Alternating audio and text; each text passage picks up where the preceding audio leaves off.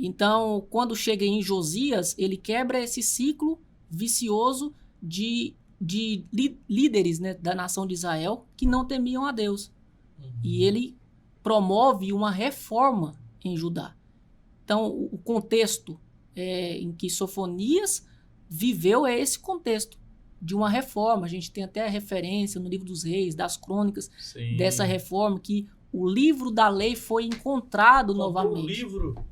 Então a gente percebe que nível, né, baixo esse povo vivia, de moral mesmo, longe de Deus. E o livro de Sofonias é esse apelo para que eles se voltassem a Deus. Então eu penso que até Sofonias ele foi dos instrumentos de Deus para promover isso, para gerar esse desejo no coração do rei que é Josias, porque a liderança ela influencia. Eu penso que Sofonias sozinho ele não conseguiria promover isso, mas ele consegue promover isso no coração do líder que é Josias.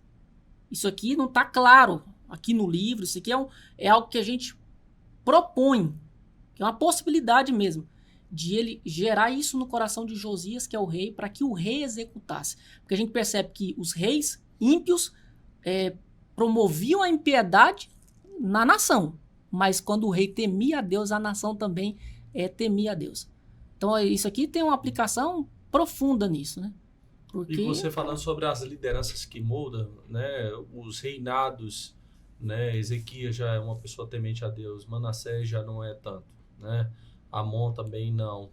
Aí vem Josias, um menino de 8 anos, começa a reinar, vai até os 31, é um temor enorme, né? Já tem essa influência de Sofonias aí junto com ele, que você propõe.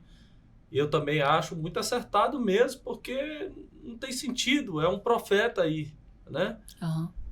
E o nome dele tem tudo a ver com esse caminho, porque como ele nasce no reinado de Manassés, o nome dele é esse, é o cara que é escondido, é o homem que é escondido. E de fato, eu penso que Josias e Sofonias foi escondido como todo Israel foi escondido, protegido por Deus. Disso que foi um reinado que promoveu idolatria, pecado, destruição. Sim. Eu disse aqui, né, da importância de a gente conhecer o contexto histórico. Esse também é outro ponto. É a gente conhecer o que significava o nome do profeta. A gente percebeu isso com os outros profetas que a gente estudou, e agora com Sofonias não é diferente. Naum, o que significa? Naum é consolo. Então, por meio de Naum, o Senhor consola o povo dele. Mas garantindo... Não é consolo para Nínive, não, né? para Nínive não tem consolo, não. até o Naum sugere lá, de onde buscaremos consoladores para ti? Sim. Ou seja, quando o juízo, o castigo de Deus chega, não tem quem console a gente. Mas quando a bênção de Deus chega, a gente não precisa de mais nada, né? Isso já é suficiente para consolar e alegrar o nosso coração. Então, o nome de Sofonias também está conectado ao que o ministério dele gerou. O Senhor protege, ou o Senhor esconde. O que eu achei mais interessante foi o Senhor entesoura. É legal. Legal, porque o Senhor como aquele que protege tesouros. Sim. Ele não guarda qualquer coisa, ele não protege, ele não esconde qualquer coisa, ele esconde aquilo que para ele é valioso. E aqui, Sofonias é esse tesouro de Deus que foi, e em todo o tempo Deus tem esses tesouros, né, que ele esconde, que ele preserva, né? E assim, cada um de nós também, a gente pode analisar a partir desse ponto de vista, que Deus também nos preservou em algum tempo da nossa vida para um propósito. Deus nos escondeu, Deus, às vezes, por exemplo, eu olho para a minha história de vida, eu percebo que Deus, através dos meus pais, me escondeu de alguma coisa, para que eu fosse preservado, ao Senhor também, o André, cada um de nós, quem está assistindo a gente. Então, eu percebo que isso é maravilhoso a gente notar aqui no livro de Sofonias, que é o significado do nome dele, e o que isso gerou. Ele cresceu num ambiente totalmente idólatra, um ambiente de corrupção moral, mas ele foi guardado por Deus disso, né? Para que lá na frente ele se tornasse um instrumento poderoso de Deus para denunciar tudo isso, porque ele teria moral agora.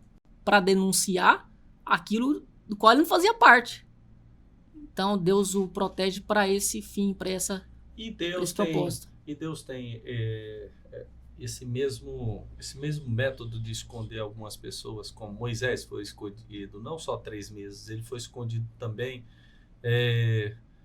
A amamentação dele não se deu lá nas taças, né, do palácio do Egito, ele foi amamentado pela sua própria mãe, né? Ou seja, aquele cuidado da mãe, e tudo isso foi preservando, porque chegou um tempo que ele disse: eu não quero ser conhecido como o filho da filha de Faraó. Eu quero... O coração dele foi protegido, totalmente, né? Preservado para isso aí. É disso que eu tô falando, porque a gente percebe que a Bíblia diz de Moisés que quando ele já homem, né, já adulto, ele fez uma escolha.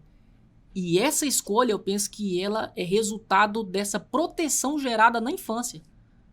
Então tá aqui, ó, Sofonias dando essa demonstração, que os pais hoje têm essa responsabilidade, né, de atuar nessa função, nessa tarefa, de serem protetores dos filhos para que eles se tornem aquilo que Deus projetou para eles.